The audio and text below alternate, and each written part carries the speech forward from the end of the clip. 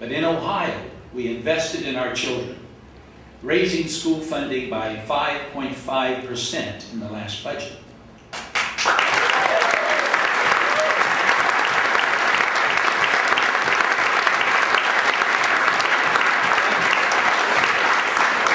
And one of the leading nonpartisan education research groups has declared that school reform, our school reform, is the best in the nation. And I'll tell you something that I'm very proud of. This year, we had 65,591 more college students than we had when I took office.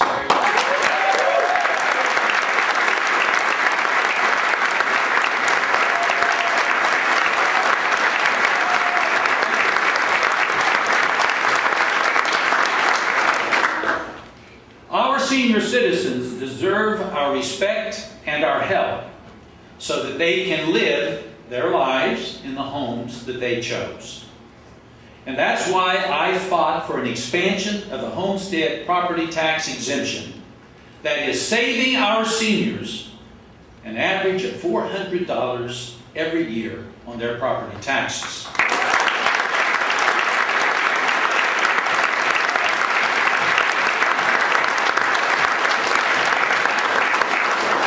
I want Ohio to be the best place in the nation for veterans to call home. And that's why I called for the creation of a new Veterans Cabinet Department that can better serve those who served our nation. And now, Ohio veterans and veterans programs are receiving $1.8 billion more in federal benefits last year than they did in 2006.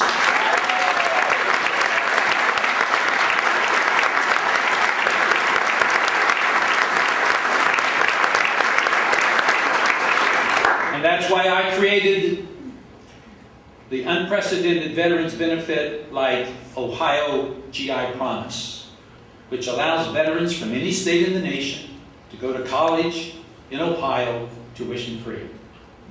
These men and women put their lives on the line for us.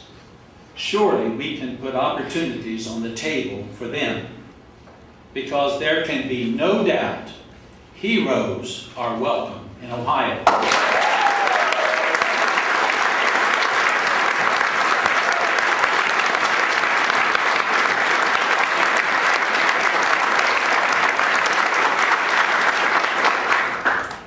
You know, before I was born, my parents lost the family house in a flood. And then they lost the house to the bank.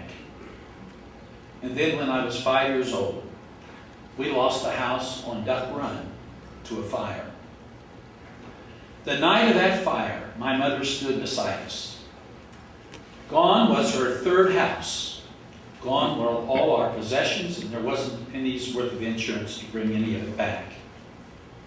But my mother wasn't the person who would curse and feel cursed that her house had burned down. It was a blessing that her 9 children lived to tell about. And so when my father came home that night from working the second shift at the steel mill, we just simply started all over again. Growing up on Duck Run, there were 11 mouths to feed and 11 voices at the table, and every one had an opinion about everything. We disagreed a fair amount of the time about most anything you can imagine. But we never questioned the generous spirit of my mother. There were times when, if we weren't at the bottom of the barrel, we could surely see it. But my mother was never down on us, and she never looked down on the folks who had hard times and knew hard times even better than we did. You know, my mother, she never wanted anyone who visited our house to leave empty-handed. Even if it was just a piece of fruit, she put something in every hand. She would scrape together some loose change to buy a newspaper from the local delivery man because she was afraid there were times, and times were so tough that he could lose his route, and she knew his family needed the money. That's who she was, and that's what she taught her children. I've tried to live up to her example in my work and in my life. The scripture says, "And what does the Lord require of you?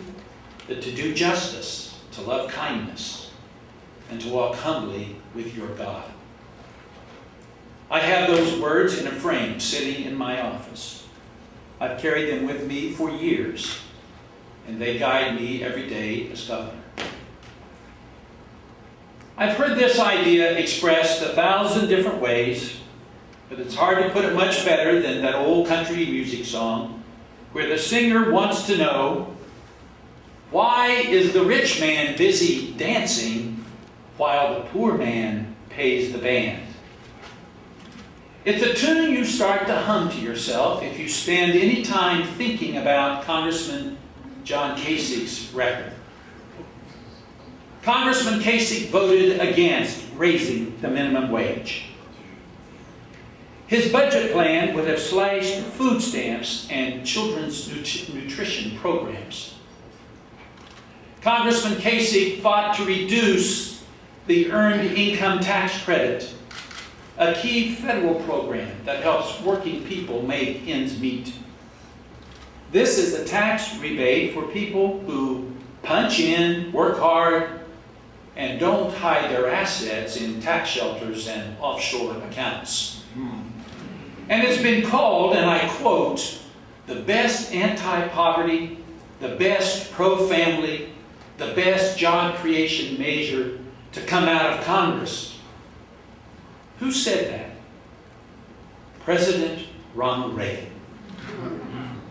But Congressman Kasich, unlike President Reagan, was so committed to cutting the program that he told one reporter that he would, and I quote, walk over hot coals to get his cuts implemented.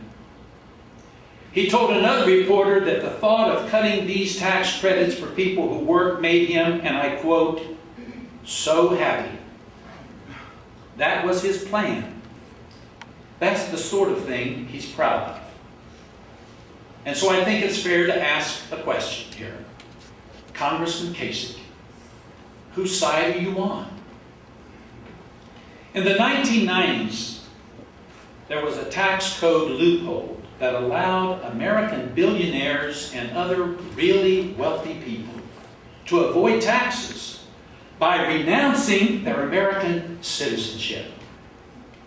This was money made in America by Americans, but made by people who would rather turn their backs on their country than pay their fair share to a land that had protected their freedom and made them rich.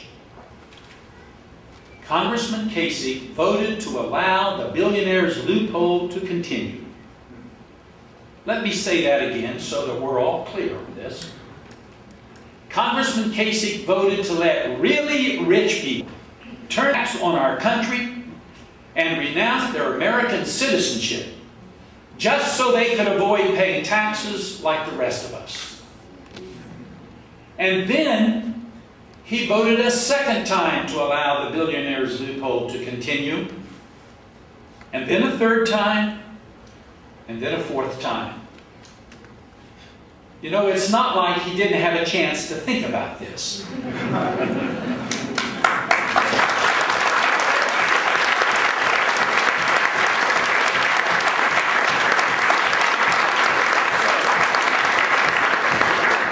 So while he was walking over hot coals to take a $100 tax rebate from a minimum wage worker, he wouldn't so much as lift a finger to keep some of the richest, most unpatriotic Americans from slithering off with more than $7 billion in ill-gotten tax giveaways.